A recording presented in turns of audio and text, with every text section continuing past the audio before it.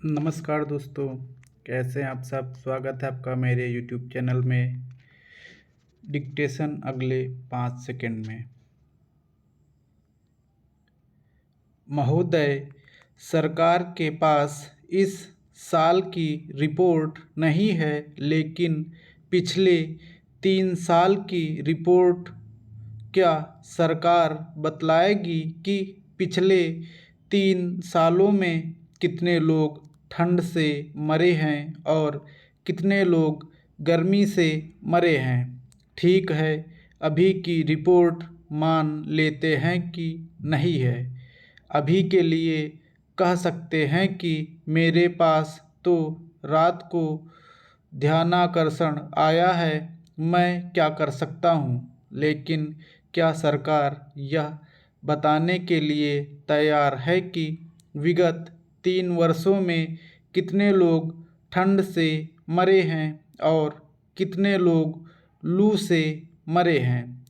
जो रैन बसेरा योजना के बारे में कहा गया कि गरीबों के लिए यह योजना चलाई जाएगी और न सिर्फ दिल्ली में बल्कि पूरे देश में चलाई जाएगी, उस रैन बसेरा योजना का क्या हुआ।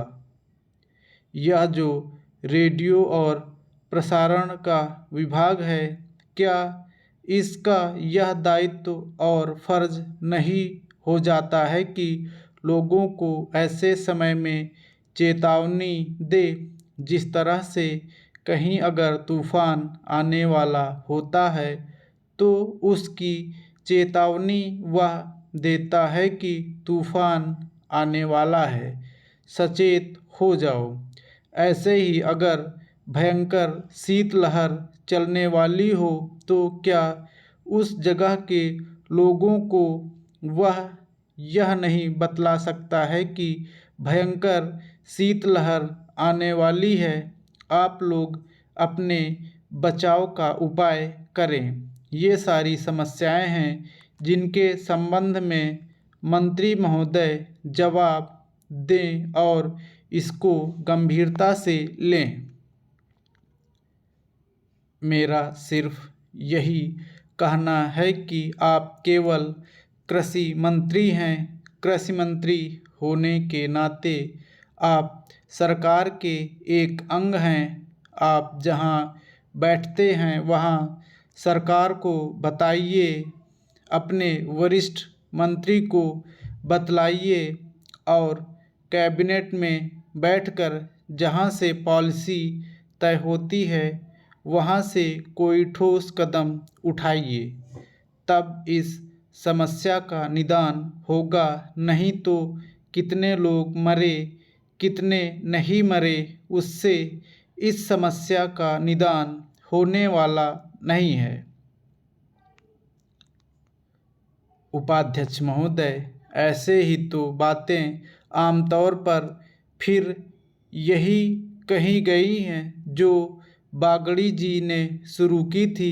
करीब करीब वही बातें आई हैं और मैंने तो कहा शुरू में कि इसमें कोई इनकार नहीं कर सकता है कि हिंदुस्तान की गरीबी को हम नहीं मिटा सके हैं और हिंदुस्तान में अभी भी करीब 48% जो औसत आंकड़े हैं उनके हिसाब से लोग गरीबी की रेखा से नीचे रहते हैं। इससे भी हम इनकार नहीं करते हैं कि लोगों के पास घर नहीं हैं जो कि होने चाहिए।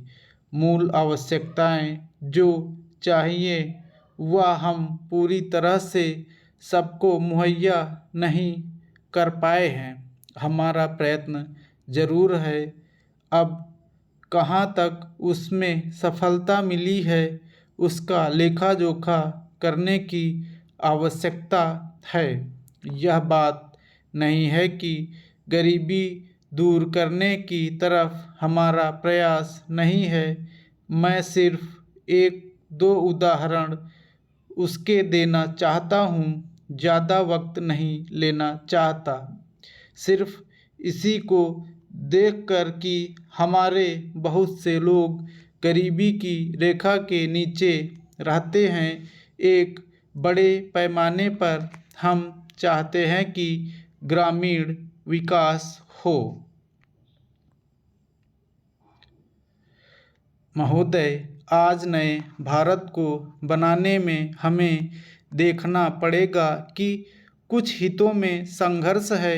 कुछ लोग हैं जो स्थिर स्वार्थ वाले हैं, जो परिवर्तन नहीं चाहते हैं, और कुछ लोग हैं जो परिवर्तन चाहते हैं। विशाल जनता चाहती है कि समाज में परिवर्तन हो।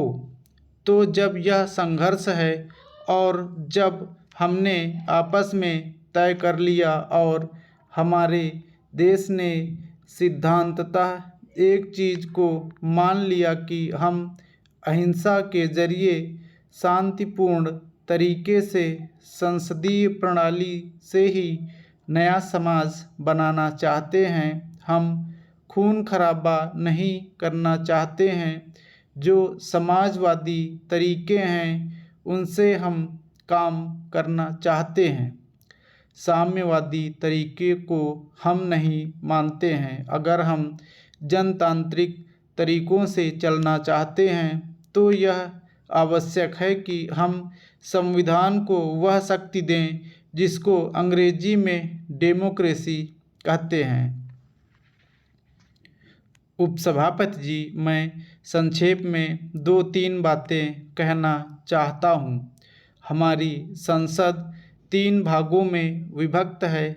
अकेले लोकसभा का नाम ही संसद नहीं है, अकेले राज्यसभा का नाम भी संसद नहीं है, अकेले राष्ट्रपति का नाम भी संसद नहीं है।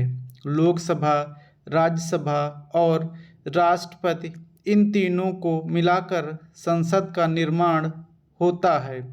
कोई भी बात या कोई भी कानून जब जनता के हित के लिए बनता है तो उसको इन तीनों ही भागों से निकलना पड़ता है।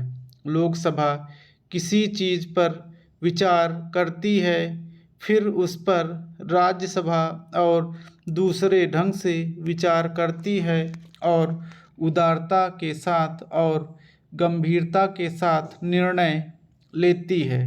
तब राष्ट्रपति के पास वह विधेयक स्वीकृति के लिए जाता है। राष्ट्रपति की उस पर मुहर लगती है और वह संसद का निर्णय कार्यान्वित होने के लिए चला जाता है। ऐसे कई विधेयक आए हैं जब लोकसभा ने उसे स्वीकृति दी और राज्यसभा की उस पर स्वीकृति ना हुई। वह फिर लोकसभा के पास स्वीकृति के लिए चला गया, लेकिन लोकसभा ने फिर अपने स्टैंड को ज्यों का त्यों रखा। तो फिर राज्यसभा के पास स्वीकृति के लिए वह आया। एक समय ऐसा भी हुआ, मैं उस समय लोकसभा का सदस्य था, इस प्रकार का प्रकरण आया था और वह प्रकरण दहेज प्रथा के ऊपर था। लोकसभा ने दहेज प्रथा विधेयक को पारित किया था। फिर उसके ऊपर लोकसभा ज्यों की त्यों अडिग रही। फिर राज्यसभा के पास वह आया। राज्यसभा ने भी अपने विचारों को ज्यों का त्यों रखा और लोकसभा और राज्यसभा में मतभेद की स्थिति आई तो उस पर एक संयुक्त अधिवेशन बुलाया गया। स्वतंत्रता के बाद शायद पहला अवसर था जब लोकसभा और राज्यसभा की संयुक्त बैठक हुई थी और संयुक्त अधिवेशन के अंदर गंभीरता से उस पर विचार किया गया और उस विधेयक को पारित किया गया। पर यह बात समझ में नहीं आती कि जब संविधान में कोई संशोधन आए उस समय ऐसी स्थिति न आए, इसके लिए लोकसभा और राज्यसभा दोनों चर्चा कर लें। स्टॉप। दोस्तों, अगर डिक्टेशन पसंद आई हो तो दोस्तों के साथ शेयर करें और चैनल को सब्सक्राइब करें।